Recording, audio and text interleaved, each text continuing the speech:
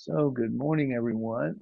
And thanks to those of you that joined us last night for the Substack Live. It was the first time of that and probably had a number of hiccups, but thanks nonetheless if you were with us.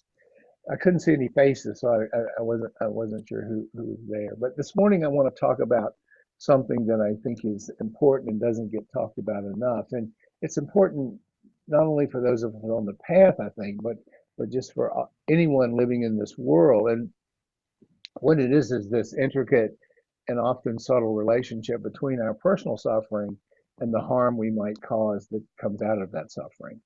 Um, it's often overlooked. We don't really talk about the impact of our suffering on those or the world around us. We focus on reducing our own suffering without fully addressing the benefits beyond ourselves that accrue from reducing our own suffering. And we come to this practice largely to work with our own challenges, to work with our own pain. We learn to sit with it, we learn to watch it, we learn to breathe through it, we learn to change our relationship with it. We learn to observe it without clinging or aversion. And this is really important work. It's probably the heart of our work. It's probably the heart of why we walk this path. But I want to go beyond that today. We talk about that all the time. And I want to talk about what happens in the space around us when we are suffering. And what happens when that suffering begins to ease? What's the impact there? So let's start with this metaphor of a tranquil, undisturbed pond. Each pebble we drop in creates this ripple effect way beyond the point of impact of the pebble on the water. Likewise, the suffering we carry around within ourselves sends out waves unintentionally that can cause suffering and harm to those around us or with whom we come in contact. And I know this all too well from my own experience, and you probably do too, that when I'm suffering, I'm really not a lot of fun to be around. I'm really not somebody you probably want to have a beer with. And this has been a theme in my life. It's been a theme in many of our lives. And the conclusion here is that suffering is contagious. We see it in our culture every day: anger, distrust, division. When people are in pain, they spread the wealth. When we're in pain, we contract. We become defensive.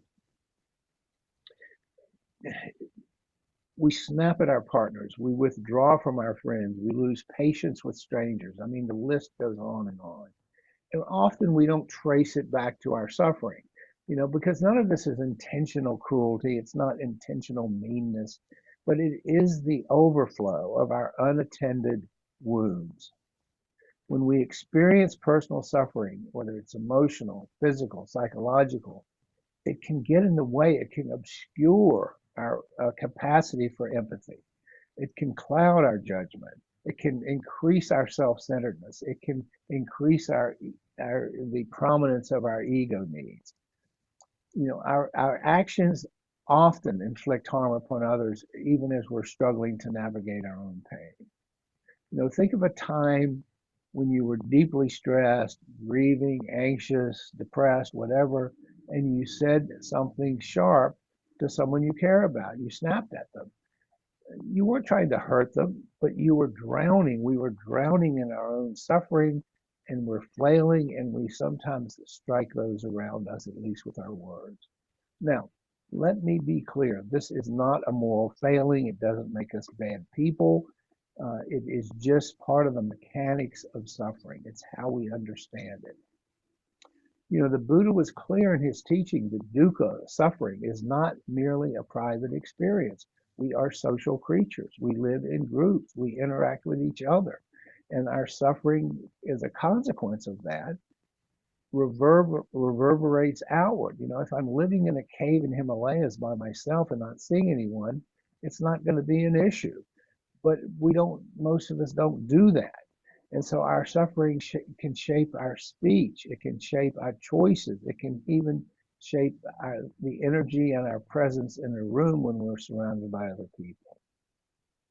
I think a week or so ago, Jacob had mentioned about how the impact of our internal life reverberates out to our environment. And that comment, that sharing that Jacob made, really was the prompt for today's talk, because it got me thinking about how our personal suffering often manifests as stress, as anger, as frustration, as impatience, which can lead to aggressive or harmful behavior toward others. This is why our practice is never just about ourselves. We often get, those of us that follow the teachings of the Buddha often get accused of being very self-absorbed and doing a lot of navel gazing and this sort of thing. But the reality is that it's never just about us. We talked last month, as you recall, when I shared the writings of Shantideva, the Awakened Life treatise that he wrote. And in that he says, quote, "Every moment we spend tending to our own hearts is also an act of care for everyone whose life touches ours." This is centuries old, but Shantideva says again, every moment we spend tending to our own hearts is also an act of care for everyone whose life touches ours. I mean, pretty much sums up, that's pretty much the takeaway, a message for today. When we practice, this is where I think it really gets beautiful, if you will. When we practice self-compassion for our own suffering, something remarkable happens. The burden of suffering not only lightens within us, but it opens us. It opens a clarity of mind. It opens us to a clarity of our hearts, because empathy flourishes from healing our own wounds. Empathy flourishes, which fosters a deeper understanding of the pain suffered by others. When we're suffering, it's hard to see the suffering of others. It's hard to touch into that empathy. But this is no abstract philosophy. This is something we can observe every day in our own lives. So think of a day recently or whenever that you felt at ease. You're having a good day. You feel rested. You feel grounded. It's a beautiful day. You feel some inner peace. How did you treat people around you on that day? I know I am much more pleasant to be with when I'm having that kind of day. Odds are we're kinder. We're more patient. We're more generous with our attention. We're less self-absorbed. We're less ego-focused. We listen better. We forgive more easily. With reduced personal suffering and the empathy that comes with that emerges from that, comes a heightened awareness of the impact of our actions on others. We are more attuned to the potential harm we cause or have caused. And our interactions are imbued with a sense of mindfulness and compassion. And so when that occurs, conflict can now give way to dialogue. Harm can be replaced by healing. And this is a wonderful transformation, and it is available to us. And I hope this awareness gives us greater impetus to work on reducing our own suffering, or at least changing our relationship with it, so that we hold it more lightly and then can respond more to those around us. And this, again, is not some mystical or metaphysical attainment. It's through steady, daily work of paying attention to what is going on inside of us, managing it more skillfully, working with it. Now, so let's talk for a moment more concretely about what this looks like in everyday life, okay, on the ground. First of all, when we're suffering less, there's reduced stress, reduced aggressive behavior. When we experience less personal suffering, we're going to be calmer, we're going to be more composed, we're going to be less likely to lash out, we're going to be less likely to cause harm by our lashing out. We all know what it feels like to be running on empty, to be stressed, to be overextended, to be sleep deprived, to be overwhelmed, to be in pain. I know for me, and I think for most of us, when we're in these states, my fuse is pretty short. I'm probably not somebody, as I said earlier, you want to hang out with. Our capacity for patience is depleted. But what happens when we tend to ourselves first? This is the old metaphor about put your mask on first. Through meditation, through rest, through honest self-reflection, and through right view, that step of the Eightfold Path, we just simply have more to give. Secondly, Addressing personal suffering, starting with that, improves our own emotional resilience and improves our equanimity. We develop healthier coping mechanisms. We become less reactive.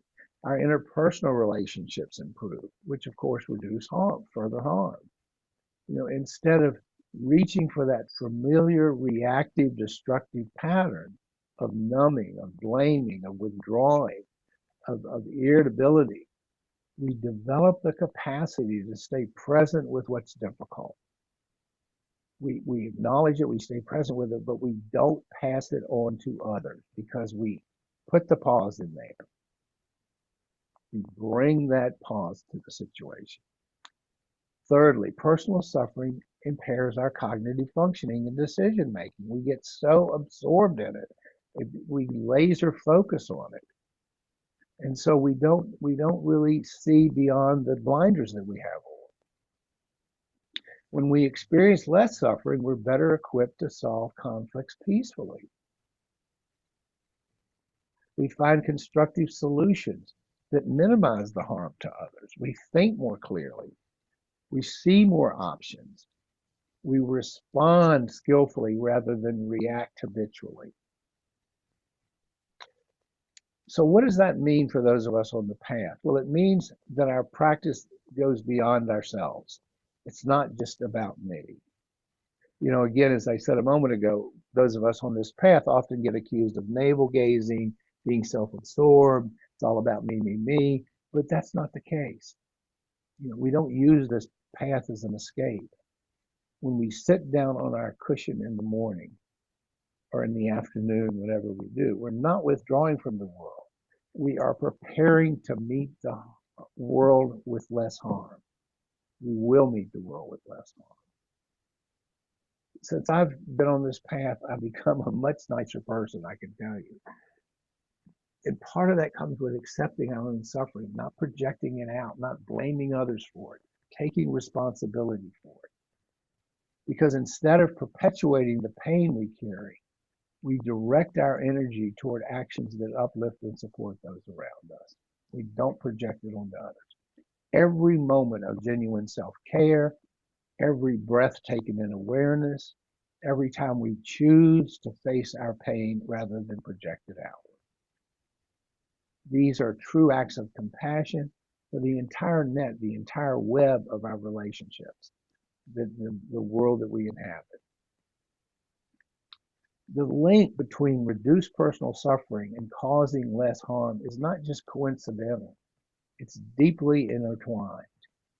As we tend to the wounds of our own hearts, we sow the seeds of a more compassionate world. And this in a world where empathy arises. So the bottom line is this: reducing personal suffering fosters a mindset and behavior that values the well-being and dignity of others, results in a decreased likelihood of causing harm. So I ask you this week to just notice this connection in your own life. Notice when you're in a crummy mood, recognize it. See if you can sit with it rather than find somewhere to dump it, somewhere to project it out. Notice when we're suffering, how it spills over if we're not careful. And I don't mean to do this with judgment. I don't mean I mean to do it with awareness, with forgiveness of ourselves, because yes, we're human. But when we feel at ease, we see how naturally kindness flows. And let that observation, that connection, that cause and effect motivate your practice, but not from a place of guilt, but from a place of caring, both for yourself and those whose lives you touch. The pond is never still for very long. Pebbles are going to fall. But we can choose through our practice, through our intention, to drop fewer stones into the pond, to let the water settle more quickly once it's disturbed. That becomes our intention. So those are some thoughts this morning on the harm that accrues from our own suffering. Let us talk about it.